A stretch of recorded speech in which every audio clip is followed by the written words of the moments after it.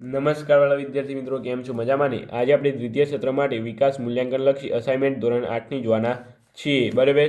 તો વિડીયોને like, share અને સબસ્ક્રાઈબ કરવાનું ભૂલતા નહીં. એમાં આજે આપણે સામાજિક વિજ્ઞાનમાં વિદ્યાર્થી મિત્રો અસાઇનમેન્ટ જોવાના છીએ.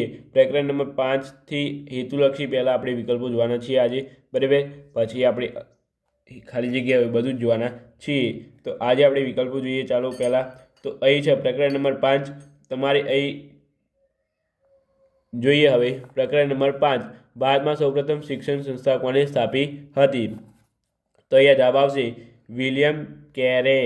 ત્યાર પછી તમારે અહીં છે મહાત્મા ગાંધીની શિક્ષણ યોજના કયા નામે જાણીતી છે? તો તમારે જવાબ આવશે વર્ધા શિક્ષણ યોજના. 3 નંબર છે ગુજરાતના મહાન સમાજ સુધારકોમાં નીચેનામાંથી કોનો સમાવેશ કરી શકાય નહીં? તો અહીંયા જવાબ આવશે તમારે ડી.કે. કન્વેનો. ત્યાર પછી 4 નંબર છે સ્વામી વિવેકાનંદ યુએસએના કયા શહેરમાં ભરાયેલ સર્વધર્મ સંમેલનની વિશ્વ ધર્મ પરિષદમાં ભાગ લીધો હતો? તો અહીંયા જવાબ આવશે શિકાગો, બરાબર? ત્યાર પછી આગળ આપણે જોઈ લઈએ પ્રકરણ નંબર 6. તો અહીં છે લોર્ડ કન્જસે કયા પ્રદેશના 2 ભાગલા પાડ્યા હતા? તો અહીંયા જવાબ આવશે બંગાળના. ત્યાર પછી અહીં 2 નંબર છે સુભાષચંદ્ર બોઝે કયો રાજકીય પક્ષ સ્થાપ્યો હતો? તો વિદ્યાર્થી મિત્રો અહીંયા તમારે આવશે ફોર્ડ બ્લેક. અહીંયા જવાબ નીચે આપેલો છે, તમે જોઈ શકો છો, ફોરવર્ડ બ્લોક. 3 નંબર છે ભારતમાં ક્રાંતિકારી પ્રવૃત્તિઓનો પ્રથમ પ્રણેતા કોણ હતા? તો તમારે અહીં આવશે વાસુદેવ બળવંત ફડકે, બરાબર? ત્યાર પછી અહીંયા તમારે છે હિન્દ રાષ્ટ્રીય મહાસભાના પ્રથમ અધિવેશન પ્રમુખ કોણ હતા વિદ્યાર્થી મિત્રો? તો વિદ્યાર્થી મિત્રો અહીંયા તમારે જવાબ આવશે આમાં વ્યોમેશચંદ્ર બેનર્જી, બરાબર? તો ચાલો અહીંયા આગળ હવે આપણે જોઈએ. હવે ત્યાર પછી અહીંયા છે દ્રશ્ય કલામાં કઈ 2 કલાઓનો સમાવેશ થાય છે? તો એક તો છે ચિત્રકલા, ચિત્ર અને શિલ્પ, બરાબર? 2 નંબર છે કયા મુગલ બાદશાહે ચિત્રશાળાની સ્થાપના કરી હતી? તો અહીંયા જવાબ આવશે જહાંગીરે. ત્યાર પછી છે ભારતના કયા કલાકારના ચિત્રો વાસ્તવદર્શી હતા? તો અહીં તમારે જવાબ આવશે રાજા રવિ વર્માના. 4 નંબર છે કઈ ચિત્રશૈલીના કેન્દ્રમાં રાધાકૃષ્ણ, કૃષ્ણભક્તિ, રાસલીલા વગેરે વિષયો રહેલા છે? તો અહીં તમારે જવાબ આવશે રાજપૂત શૈલીના, બરાબર? ત્યાર પછી આગળ આપણે જોઈ લઈએ પ્રકરણ નંબર 8. તો અહીં છે પ્રકરણ નંબર 8, આરજી હુકુમતની સ્થાપના કોને કરી હતી? તો અહીં જવાબ આવશે જૂનાગઢના નાગરિકોએ. ત્યાર પછી 2 નંબર છે કયા દિવસે વિશ્વ યોગ દિન તરીકે માનવામાં આવે છે? તો અહીંયા જવાબ આવશે 21 જૂનના દિવસે, બરાબર વિદ્યાર્થી મિત્રો? ત્યાર પછી આગળ આપણે વાત કરીએ તો ઈસવીસન 2014માં આંધ્રપ્રદેશમાંથી કયું અલગ રાજ્ય થયું હતું? તો વિદ્યાર્થી મિત્રો જવાબ આવશે તમારે તેલંગાણા. ત્યાર પછી 4 નંબર છે પંચવર્ષીય યોજનાને કારણે દેશમાં કૃષિ ક્ષેત્રે કઈ ક્રાંતિઓ સર્જાઈ છે? તો અહીંયા જવાબ આવશે હરિયાળી ક્રાંતિઓ. ત્યાર પછી આગળ પ્રકરણ નંબર 12 જોઈએ. હવે તો પ્રકરણ નંબર 12, નીચેનામાંથી વિકસતો ઉદ્યોગ કયો છે? તો વિદ્યાર્થી મિત્રો જવાબ આવશે સી, માહિતી અને ટેકનોલોજી ઉદ્યોગ. ત્યાર પછી વિદ્યાર્થી મિત્રો અહીંયા 2 નંબર છે સિલિકોન વેલી ક્યાં આવેલું છે? તો વિદ્યાર્થી મિત્રો સિલિકોન વેલી વિદ્યાર્થી મિત્રો કેલિફોર્નિયામાં આવ્યું છે.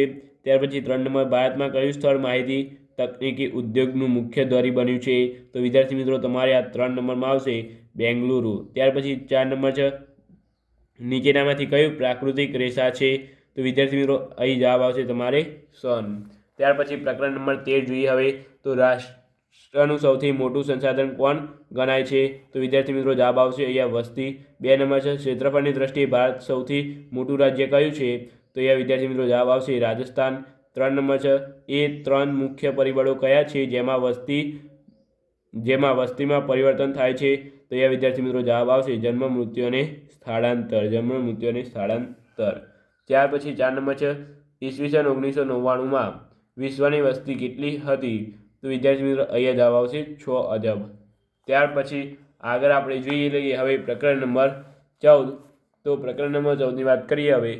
ત્યાર પછી અહીંયા 1 નંબર છે કે નીચેનામાંથી કઈ આપત્તિ કુદરતી આપત્તિ છે? તો અહીંયા જવાબ આવશે પૂર. 2 નંબર, નીચેનામાંથી કઈ આપત્તિ માનવસર્જિત આપત્તિ છે?